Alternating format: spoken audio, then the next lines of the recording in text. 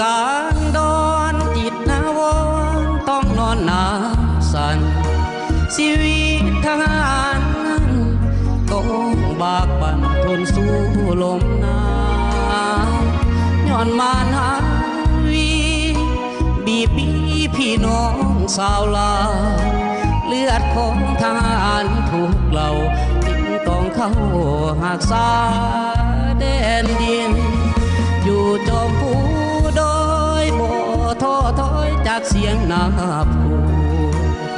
เลือดทหารต้องสู้ถึงภัยลูกเขตน้ำแดงดินบ่ให้น้ำตาพี่น้องนั้นไหลล่วงลิ้นถึงเลือดทหารจะสิ้นขอแผ่นดินเหล่านี้สิ้นมาใจสมบูรณ์ทิ้นข้าอยู่เป็นที่มันเป็นเมืองตั้งทับทิ้นข้าเหล่าทหารเฮานั้นถึงผู้จะสูงหน้าผาที่นั่นจะสั่นถ้ายังบ่เคยได้วันต่อหมู่มารผู้มาอยู่จอมผู้พาลมพัดมามีหัวไหลผ่าลมฟ้าลมฝนหนาวปั่นหนาวยืนสั่นแทบสิ้นชีวิ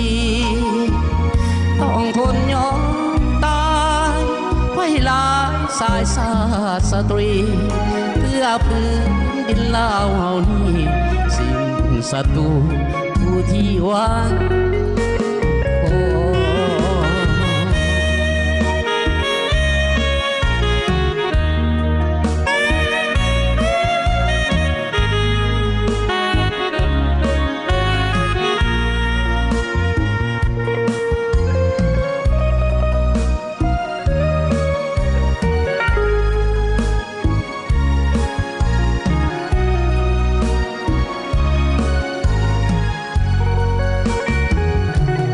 ใจ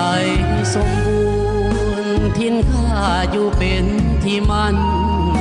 เป็นเมืองตั้งทับทิ้นฐานเหล่าทหารเฮานั้นถึงผู้จะสูงหน้าผาที่นั่นจะสั่นข้ายังบ่เคยได้วันโตหมู่มารผู้มาอยู่จอมผู้พาลมพัดมามีขัวไหลผ่าลมฟ้าลมฝนหนาวปั่นหนาวยืนสั่นแทบสิ้นชีวิตต้องทนยอมตายไว้หลายสายชาติสตรีเพื่อพื้นดินลาวเฮานี้สิ้นศัตรูผู้ที่หวัง